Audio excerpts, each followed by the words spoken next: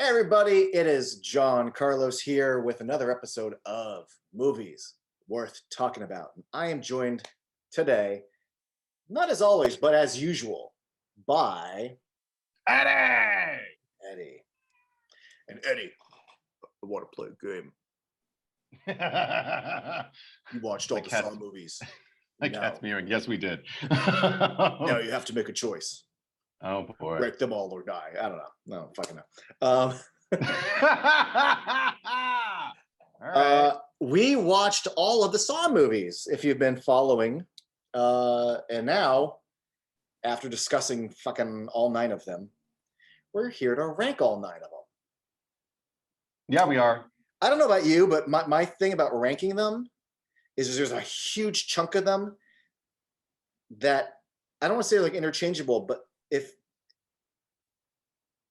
there's so many different strengths and weaknesses to them that like, if you go, oh my God, that one's above that one. What do you, it's like, well, barely. Like there's a huge chunk of them that really don't break.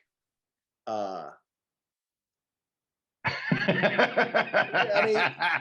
mean, maybe you'll see what I mean when I'm explaining them, but like, okay.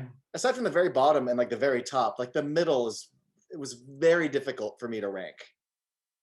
I was constantly re-switching them. I'm like, well, maybe that one, because Okay. I did mine weeks ago, like, because full disclosure, we haven't seen these movies in quite some time. So honestly, I don't really remember why I ranked them. But luckily, we have hours and hours of us discussing the movie. So if anybody wants to know why and I didn't cover it here, go watch the pods, listen to me break it down.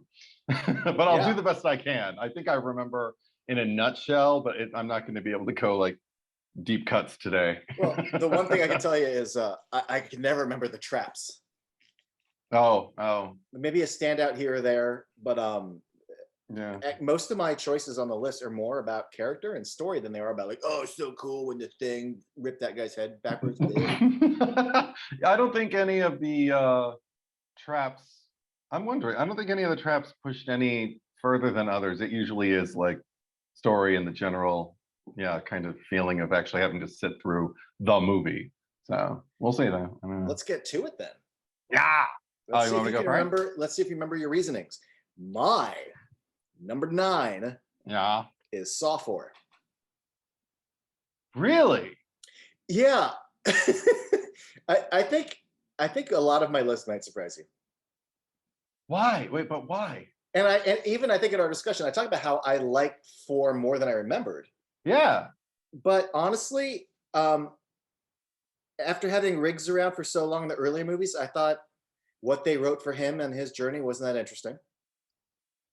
And I wanted it to be more, but I didn't really care for him. I respect the fact that like, holy crap, you killed John Kramer.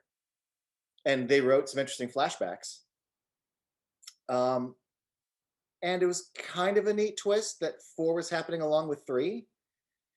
But kind of like what you discussed with 2, how like it seemed like a cool twist the first time you saw it, that his son was in the safe, but then later you're like, Some twists still work, but upon second or third viewing. But I'm like, yeah, it's happening at the same time as 3. Okay.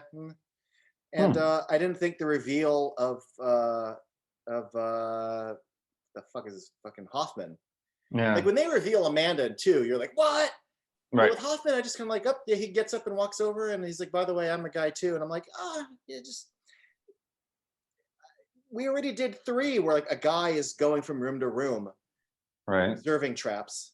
We're doing like 1 and 2 and 3 were also different. 4 felt repetitive. I didn't really care about Riggs this time. Like, sorry. There's not enough strengths. Even though there's other movies that might technically be worse on this list that are higher up, there's sometimes the things that work in a bad movie carry more than what I felt was kind of blah about 4. That's nutty cuckoo. Wow. Yeah. I'm shocked. My my number 9 is probably really obvious. Jigsaw. I did not like that movie. You really didn't. I had almost zero fun. The most fun I had was Laura Vandervoort's reveal, and that was at the beginning of the movie. it was a rough ride. This is how I know I'm not enjoying myself during a movie. I sigh relentlessly. I just keep sitting going, just waiting for it to be over. It was not, and then when we got to, we talked about it all, but yeah, no, I don't like that movie. I could never see that movie again and be fine. I'd be ecstatic. I know that sigh because you've made that sigh when we were talking. So, and I know when I'm triggering it and you're not enjoying the conversation. So to see you apply that to Jigsaw, I'm like, it's oh, not wow. The conversation, it's usually just your opinion. Which can sometimes be shit. Yeah. But yeah, so that's mine. That's my explanation. I'm not surprised based on our conversation that you put Jigsaw so low. Totally. Number 8. Yeah. I have part 2. Ooh. Which what do you have? Yeah. I think we both experienced a similar thing where like we remember liking 2 more and then we watched it again and we're like, yeah. I'll give it props for the way it sequelized the first movie and like doing a house and it felt like different as opposed to just 2 dudes in a room again. But simply because this cast is the characters are so fucking unlikable, that just plummets this movie towards the bottom. The only reason it's not at the bottom of the list for me is because I really like Donnie Wahlberg and John Kramer. Like anytime it cuts to the 2 of them just talking, you have my attention again. Well, yeah, it's what's interesting for me is my bottom one has Johnny Jigsaw in it, and it doesn't save anything for me. I'm just kind of like, I didn't need this. But in Saw 2, he is a big part of what saves it. I don't like the group. I don't like the dynamic of that particular group. But you know what? I did lie at the top. I think one thing that also pushes Saw 2 ahead of Jigsaw for me is just that the kills are more memorable. Like, I mean, not even the kills, but even just like Xavier throwing Amanda into the fucking syringes and everything like that. At least that's memorable, Yeah. So the girl stupidly putting her hand in the box is memorable. Yeah. But you really nailed it last time though. We kind of talked about like the idea that like it's just fucked up stuff for the sake of fucked up instead of creating moments where the characters have to like choose something really fucked up. It's just no one is driven to anything. So yeah. Nope. Yeah. So, but still better than Jigsaw for me. I could still watch it over 4. Wow. That's how much I like John Kramer just sitting and talking. It's I'm sorry to shock you. Number 7 is the 7th movie, Saw 3D / The Final Chapter. You don't like that one. Hey, dude, I have it at 7. It's not at the bottom. Yeah, it's still pretty low though. Like that. Wow. All right. Yeah. But and honestly, I enjoy it. I enjoyed it even more this time that we watched it. And I hate to put it so low. I really do. But if I'm being honest, that story isn't terribly satisfying compared to the events of 4, 5, 6. Okay. The only thing that I really, really enjoy about it is the kills are fucking gnarly in that movie. But it's got that like overly bright, cheap 3D look. The story isn't great. It's mostly Hoffman kind of hiding and then just ultimately going to a police station and just assaulting a bunch of people. But the skinhead kills, the reverse bear trap, like the gore in that movie has some of the best gore of the whole franchise. Okay. It's fun. It's number 7. My number 7 is Saw 5. The Hoffman heavy one. I knew you'd put this low. Yeah. Because of the ending, right? Because of the ending, but also just because of how much screen time he occupies. Like he really is kind of in the driver's seat in this one. I always thought it happened in 4, like that's where it started, but not really. So because this is the one where I really have to like sit there and just kind of endure him, and because his backstory is so uninteresting to me, and I'm assuming that's in Saw 5. But because I did this one, I still remembered, so I'm assuming that's why I put it here. Yeah, no, but you're right.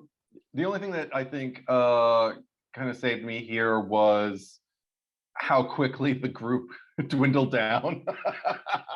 Because this is the Julie Benz in the bad wig one, right? Yeah. Mm-hmm. So I mean, and I liked that they were decent people. Like, you know, like towards the end, like they realized, like, oh my God, we fucked up. You know what? We have the opportunity to right our wrongs right now, and they both do it. Like, and so yeah, that's why it's above two, and definitely why it's above Jigsaw. So, but it's still, yeah, it's still seven. It's still number seven. Saw five. So there you go. So there you go. There you go. Number 6. Yeah. I Saw 3. This one was higher, and then it was lower, and it was higher, and it was lower. Explain yourself, sir. All these movies, I'm constantly weighing the pros and the cons of each, and then seeing where they float kind of next to each other. And Wow. there's things I like about it.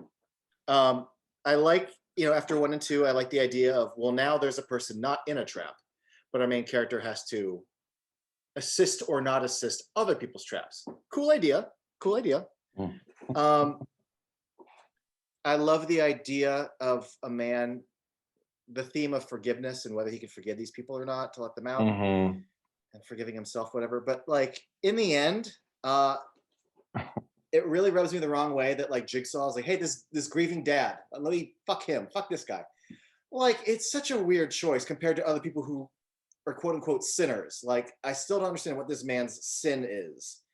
Aside from like, he's kind of a negligent father, I get it, but like, there's grief. Come on, like this guy needs help, not this shit. And I thought it made Jigsaw kind of an ugly character that I didn't really get as much the other times.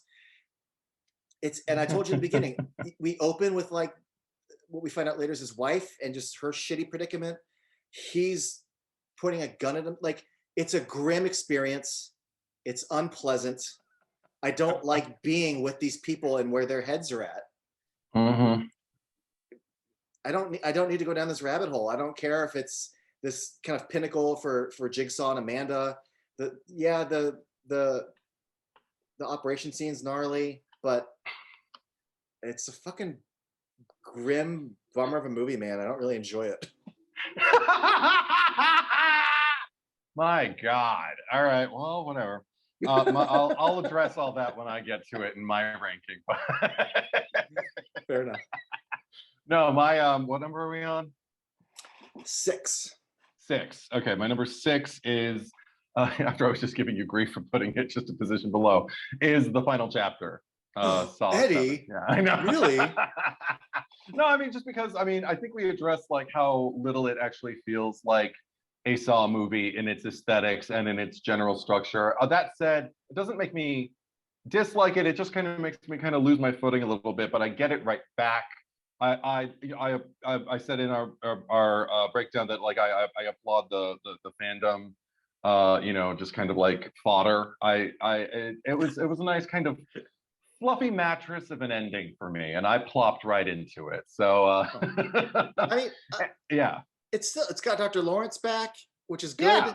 I don't care about the main guy, the writer, and his story is far less interesting to me than some of the other characters. Oh, so, see, like, I liked it. I prefer following the trajectory of maybe one person, and I like the fact that like the other people who were co-conspirators or who just contributed to the lie are like, you know, he meets them along the way, but ultimately like he's the Dorothy and the Wizard of Oz of The Final Chapter, and the other 3 are the Scarecrow, the Tin Man, and the Cowardly Lions.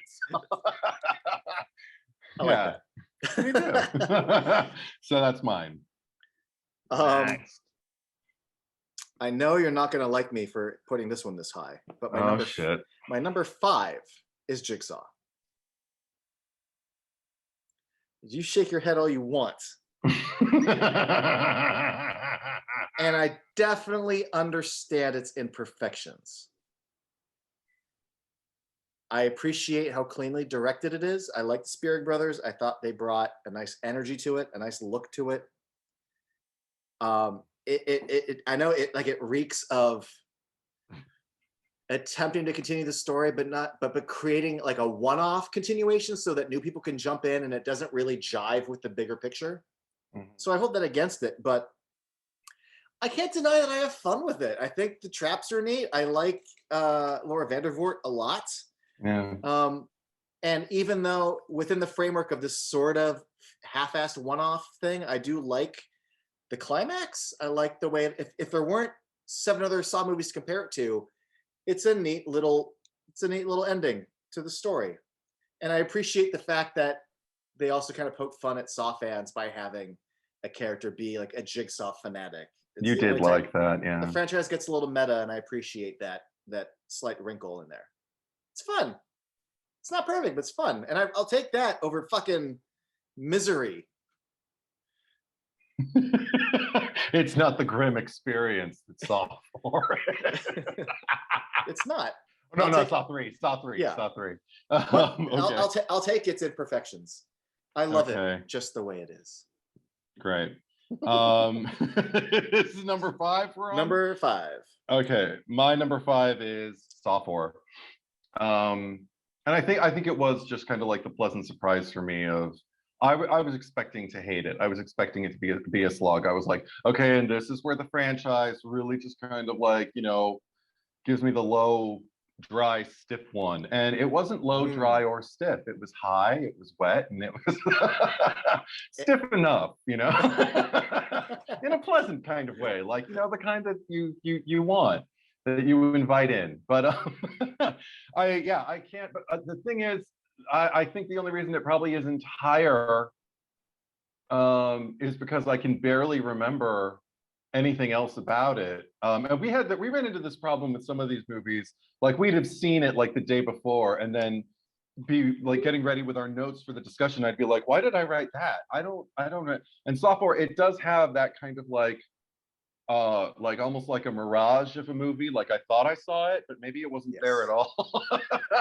But I do know or remember is the fact that unlike the final chapter, which it's just above, it has that Saw look. It has that kind of Saw feel. And it was a pleasant surprise because I expected it to be a lot more trash and exploitative than it was. It was kind of like just the right level of exploitative for me. So I think that's why it's not the best, it's not the worst, it's the porridge that Goldilocks chose, you know? So. It was funny because I remember reacting so positively, Yeah. rewatching it in our podcast, and yet it still ended up at the bottom for me, partially because it doesn't really stick. And some of the other ones, between their highs and lows, they stick more. And 4 is like, yeah, Riggs goes to the hotel, and yeah, there's the pervert, and then there's the I think there was a school, and their people are stuck. I don't fucking know. But if somebody were embarking on the franchise, if somebody were know. embarking on the franchise and they wanted to start at the first movie, I'd be like, definitely watch the first movie, move to the second movie, and just get through it because you got to watch 3, and then go watch 4. And if you're still into it, try 5. You know, that's what I would do.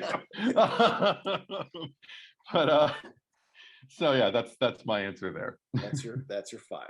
That's my 5 is 4. From here on out, this is where I would say we get into some of the good shit for me. Yeah. My number 4 is Spiral. Mine too. Yeah. Yeah. It's nice to agree on things. Not like it matters, but not since Saw 2, but right. But thematically, yeah, it was nice to have a Saw movie that was contemporary but didn't rely on early 2000 themes. So I appreciate it thematically. I think Chris Rock is doing great work. I like the fact that, like, Donnie Wahlberg is a shitty ass cop. A lot of these cops that we're following, these special forces agents, whatever. Yeah. There's so many of them are so fucking unpleasant.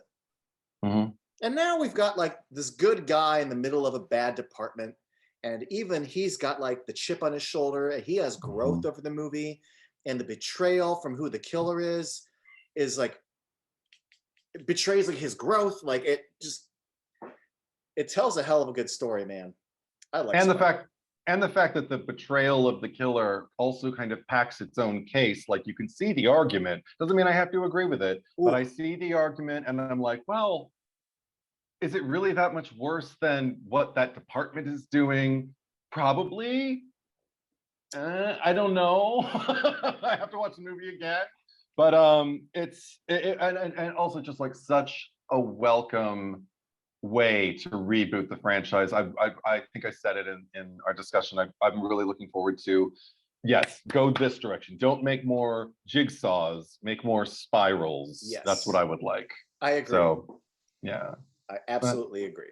And like, Yeah. and also they're not all like, three's kind of like this, but it's a morality tale, like you said, as far as what's the difference. Yeah. And you could kind of blur that line and Yeah. make these choices also about your judgment of shit. I don't know. It's fun for the what would you do crowd, but it's also, if you just want to sit there and watch a Saw movie, it satisfies that appetite too. So two Really thumbs does. up. Yeah. It really does. Yeah. My number 3, which I'm shocked that it's this high, and I was shocked when we were discussing it. My number 3 is Saw 5. Look at that face. Everybody, look at that fucking face. I'm smiling. Nice. Scrunch his fucking nose. I don't get why some people aren't hip to Saw 5. I guess I don't know. Look, I think again, certain things will really carry me through. The strength of Saw 5 to me is I really like these characters that are stuck in the traps.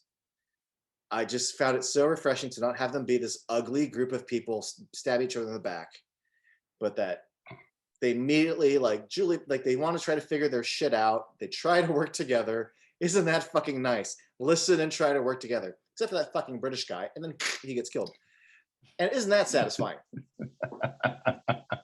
Leading up to the climax where they make the right choice. I get it because you don't like seeing Hoffman in there. Yeah. But the strength of those other characters carry me through having to see so much fucking Hoffman. Even though the ending sucks, again, I am carried through every time we cut back to the people struggling to get out of their traps. It really was refreshing for me. Wow. It really was. And also fucking Hoffman, that's him fucking tricking himself in the beginning. That shit's rad. Not Hoffman, the other one. No, not Hoffman. Strom. Yeah. Well, that's the other thing. So Strom, like, we don't really have a lot of that in Saw movies where someone's like quick thinking, makes a dangerous choice to survive. And then also, of all the other cops we've had, he's the most compelling person I've followed so far, if you're watching chronologically. I'm rooting for Strom. It sucks that he loses in the end. Yeah. It really does. But compared to like being introduced to him in 4, I really like the Strom movie, even though I think the flashback scenes where there's no evidence in the room, but they're constantly flashing back, and he's learning stuff by not learning anything. You know what I mean? We talked about this last time. Yeah, I do have a question. He'll go to a location, and it's like, no, we, the audience, are watching the flashback. You aren't watching the movie. You're in the movie. It's stupid. But that's how much I like Julie Benz and Megan Good and all them. What's your question? My question is, what is it that I get everything you're saying from your perspective. I don't agree, but I do. I just don't share your experience. That's what how I should put it. Let me live my truth, Eddie. Yeah, absolutely. That said, what specifically made you rank Saw 5 higher than Spiral? Only because, again, I'm going through the chronological experience. Yeah. And I'm letting that really stay with me. Okay. And the fact of the matter, Spiral is still the 9th movie in a franchise that maybe does a few things differently, but it doesn't reinvent the wheel. It's still like a Saw movie, and there's a lot of familiarity to it. Even though thematically I really like where Spiral goes, I do hold it against the movie that to me, it's a big stumble, a huge stumble actually, where they try to fake you out that guy died. Yeah. And then he turns out to be the killer. And I'm like, bitch, come on. Who are you kidding here? It's the only kill that we don't see. It's the only body that we don't identify. Like, wow. Whereas 5, I was not expecting to enjoy myself. And I'm really rooting for these people in the traps. And that comes from like the heart of like the Darren Lynn Bousman-ness of it. And that still feels more like a Saw movie that I can get behind than Spiral. I don't know. It just, sorry, man. Never apologize for being you. You know what? Um, If it's time to throw one on, yeah. I can easily kind of kick up my feet and just enjoy Saw 5. Spiral takes something out of me, and I might not always be in the mood to go on that journey. And I don't always want to feel too much with the Saw franchise. Hmm. It's weird because there are other movies where I'm like, oh, it's complex and I'll feel things. That sounds good. But for some reason, with Saw as a series, Yeah. like, is it weird that like Spiral's like too good that it's I don't always want to watch it. 5 is a little more digestible. All Yes, right. I will have that quarter pounder with cheese instead of the artisanal thing with the That mushrooms filet mignon. and the tomato paste and arugula. And like, man, give me the. I know the quarter pounder tastes good. Give me the quarter pounder. Okay. Are you not I, satisfied? no, I'm just trying to think. Like, I feel like to me, like, well, I'll say it at the end because I don't want to show my hand too I much. toyed with Spiral being high. I toyed with so much of these and rearranged them, but like honestly, 5 was such a surprise, and Spiral wasn't as much of a surprise. Never apologize for being you, unless what you are is disgusting, and it's not. It's not. Number 3. My number 3 is Saw 3. I spelled out how much I adore the melodrama in it, and it just does not bother me as much as it does you. Everything with Angus McFadden and what he puts him through. Because for me, the thing that makes it work is the fact that, well, he's a key component of the greater game that he's got going with his wife. Because it's I feel like Johnny Jigsaw was just kind of like doing his research on her, because I think we find out in 7 that Dr. Larry actually kind of says like there's only one person who can like do this kind of thing, and it's her. And then he goes and he gets her. And while I was doing his research, he must have found out that her marriage was on the rocks and that she's having an affair, and her husband's like pointing a gun at a mirror in a house alone with a child, and he's taking the bear or the clown or whatever the fuck it was that he took from her, and the stuffed animal. And it must have just been like, no, this is no good. Okay, he's in the trap. He's in the trap, and he's definitely. This is the thing. People have definitely done a fuck lot less to be included in the trap. So I like the fact that he didn't just kind of make him, even though there are times when I enjoy this, but he didn't just kind of make him like an object in the doctor's challenge. He gave him his own challenge and was really, really mindful about it. I like that. So I don't know. Yeah, I dig it for that. And it almost, when you put it that way, it almost feels like, well, I'm tracking this doctor. Yeah. And oh, what a coincidence. Now I got this other guy I can put in the trap. Like that feels almost too convenient now. No, I like it because it's just kind of like, oh, that'll work. Oh my God. And he's fucked up. Like, look at all the things he's done. Oh my God. And there's people. Oh, yay. Okay. I've got it. You know, like I just see Jigsaw getting really excited. Like he's going to throw like the killer dinner party, like the murder mystery party or something like that. Or like one of those like clue parties where you make people dress up as Miss Scarlet and, you know, Professor Plum. And that's what he did. He could have just made him like one of those players like he did with the judge and with like the girl in the ice bath and all that for her. But instead, he thought, no, you're too interesting. I'm going to put you in your own trap, and I'm going to have it all going on at once. I like that. It sucks though, not the movie, but just it sucks that you just said it, that you're interesting, because the death of their kid happened to her too. Totally. But she's not in the trap because he fucking needs her. So like you said, he's researching her. And like, but she's in. She's in her own trap. She's got a neck thing. But the trap is only it's a tool to get her to do what he needs her to do. But that's a trap in and of itself. But it's not a test of her surgery with the wrong tool. Right. But that trap is not about her morality. It's a trap to keep her doing a surgery. Whereas in researching her, he goes, oh, she's got this. Oh, she's got a dead kid. Oh, her husband's not doing well. Let's go fuck with him now. He's grieving. Like, no, that sucks.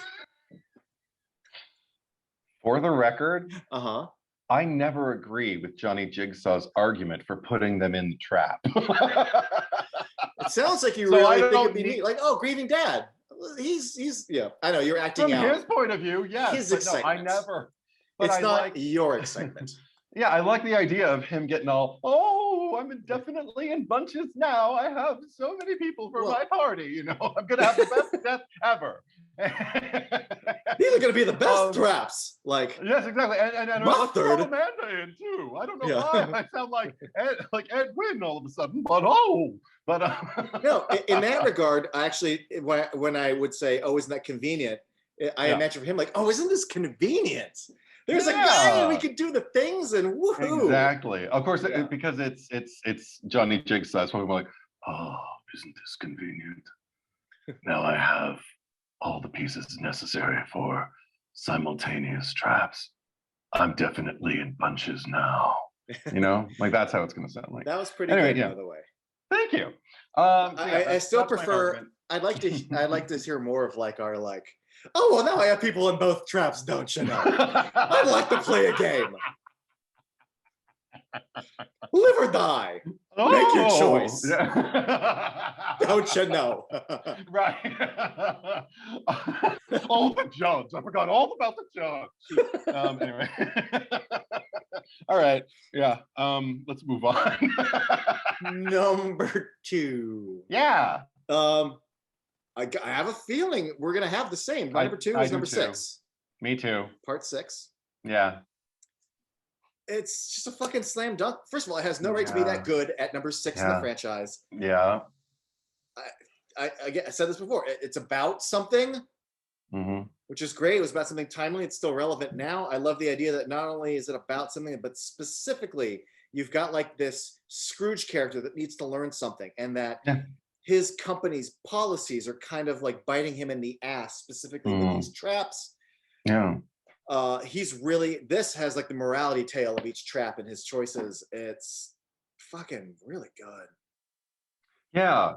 And I'm going to completely contradict my argument for 3 being as high as it was, just in terms of how he positions the people who are not the main person in the trap. Because while there are definitely, like on that merry-go-round, all of those people are definitely guilty of something.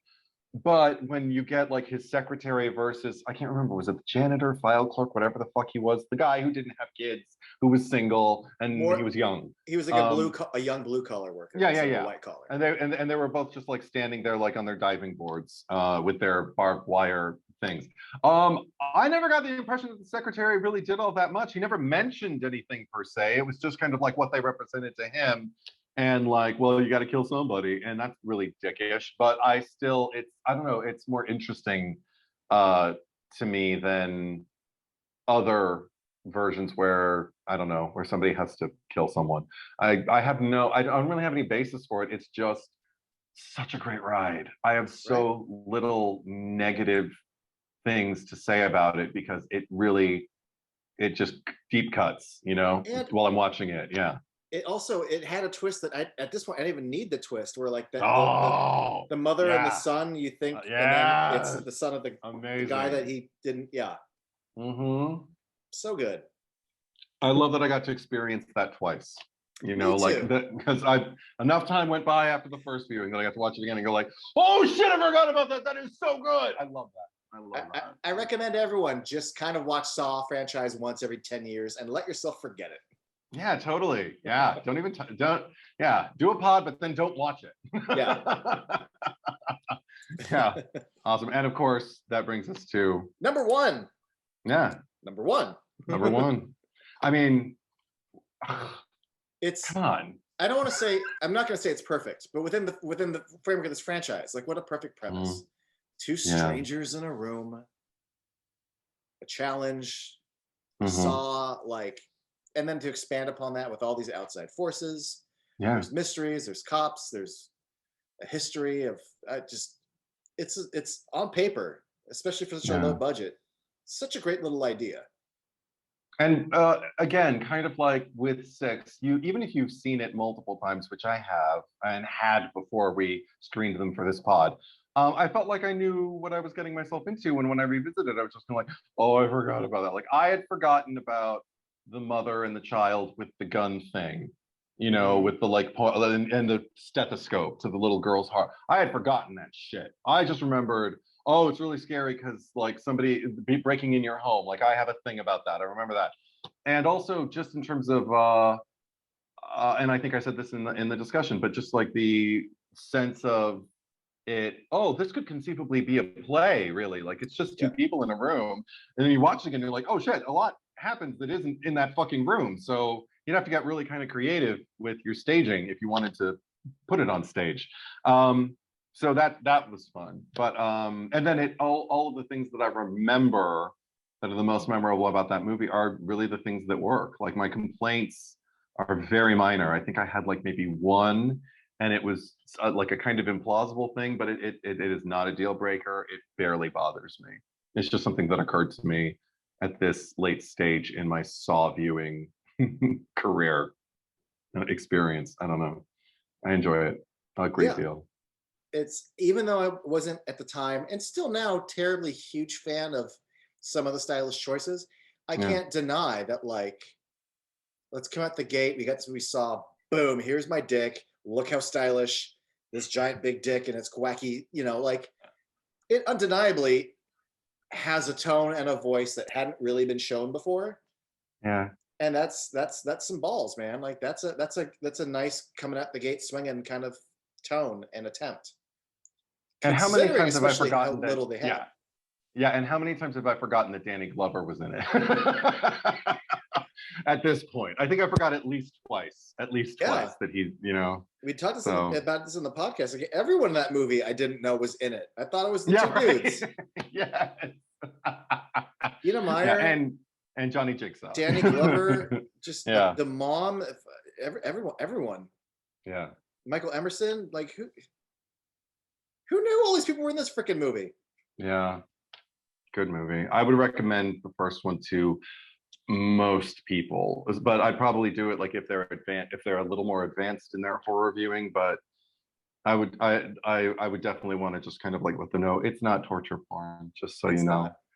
It's a really good situational thriller with some really impactful gore that isn't necessarily impactful because of the gore. It's because of the stakes and because of the build up towards it and the fact that this person is pushed to a mindset to commit something physically that is terrifying.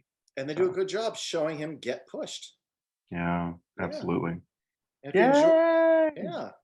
Uh, so there's the ranking, everybody. Yeah. I have a feeling, at least for me, I feel like my list might not be satisfactory to some, but it is what it is. And I'm surprised by how much, like, I got the Darren Lynn Bousman, like, 2 and 3 or lower, but like, I never thought 5 and 6 would be so high, but I really do kind of like where some of those later sequels went.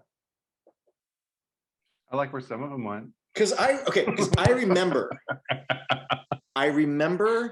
Yeah. thinking once Jigsaw died in 3, like, what the fuck is the point? And they all sucked. And then as it turns out, no, I kind of like what they did after he died, surprisingly. Yeah. And the stuff when he was alive is kind of a bummer, man. All right. Well, Donnie Wahlberg's having a fit, and Angus McFadden is very, very sad, and I don't always want to spend time with these people. yeah, you'd rather spend time with Hoffman. I'd rather spend time with Laura Vandervoort and Chris Rock. Laura Vandervoort in like a corn silo, like help me, and being like the only one to like actively do things in each room. Like, yeah, she's worth watching. I'd Both as an definitely rather actress. spend time with Laura Vandervoort in Rabid, but yeah. Well, even she couldn't save that movie for me. But anyway, there we go. thanks for joining me, Eddie. Oh, no problem, Giancarlos. Thanks for asking me. Oh yeah, you're so welcome. Yeah, we're being sincere, folks. It We sounds actually like we're are. not. We are. It's just, yeah. Yeah. Moreover, thank you for watching. we'll be back with some other stuff, and Yeah. the links to our social medias will come up right now.